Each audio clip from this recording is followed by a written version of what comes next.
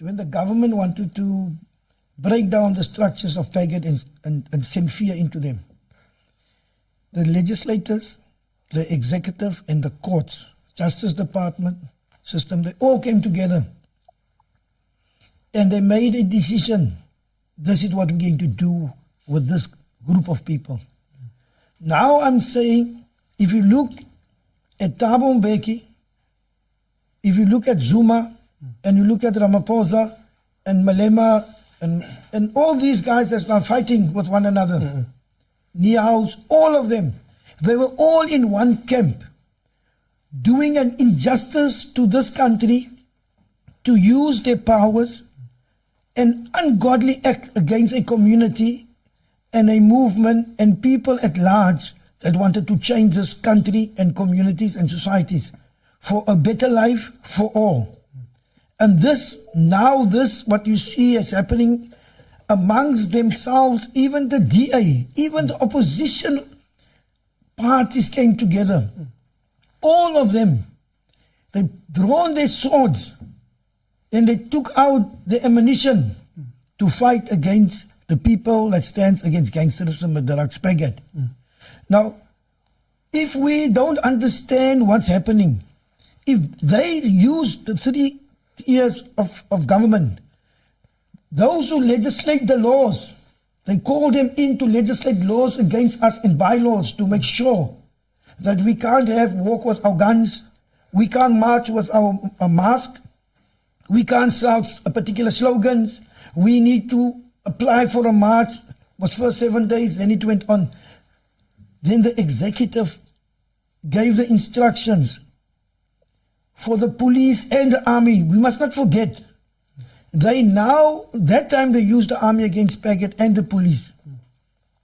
Today they use the army to protect Eskom. I don't have a problem, we don't have a problem with that.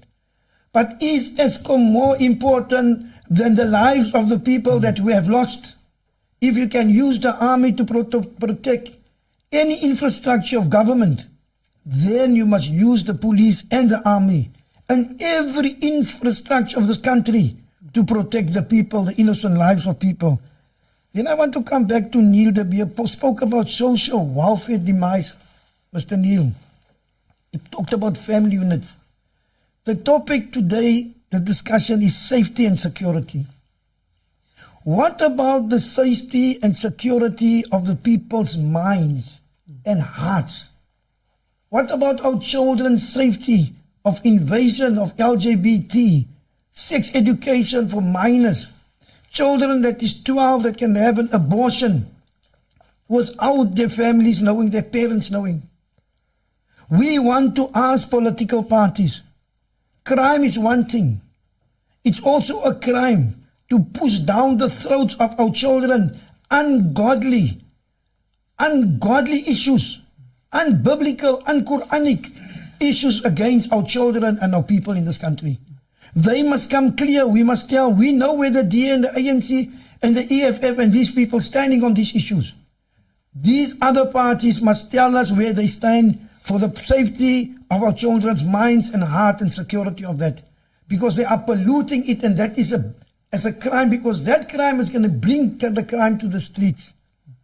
Social justice, Neil said, and I'm glad that he raised this question on social justice. You cannot have a person speaking of social justice. I'm not talking about Neil, I'm talking in general. When you yourself cannot implement social justice, when you have a problem with someone in your business, your family, you owe money, or you are greedy, you have lust, or you cannot implement social justice in your own life. How the hell are you going to bring social justice? How is these politicians going to bring social justice to our country and our community? Lastly on this, before we go further on this point that was raised, intelligence operatives in this country is a big problem. Someone can do crime as long he can sell drugs, he can rape children, as long as he doesn't harm a particular sector of the community, which government or the courts doesn't want. And in the legislator is captured. The executive is captured. The courts is captured. Just, I'll hand over now, just on this one issue. How is it possible that the executive, the parliament, given instruction to investigate a Pala farm issue? They spend over 10 million rands. The report comes, they select the people. The report comes and say there's a prima facie case against Ramaphosa. They come, they say no, we vote against this investigation. So it's got nothing to do with justice, nothing with righteousness, nothing with fairness. And the courts, nobody is really looking at this thing, and we say, how is it possible? If a president can get away with this, then I'm saying the poor man that steals a chicken and Pick n Pay, or a woman that people is starving, they must get away with it. How come you're sending the poor people to prison and the president of this country can get away with this type of heinous crime? What is happening in our country? The whole system is ungodly. This is what's happening in our country. And unless until we are honest with ourselves and we say, no, look at the system in itself. Look at, is this the constitutional democracy to save a president like this on a vote? Then I said, to hell with this. We don't want this constitutional democracy. Because if a president can get away with this, then there's a big problem in this country. Just the system in itself, then we must really look and rewrite the system for our people. And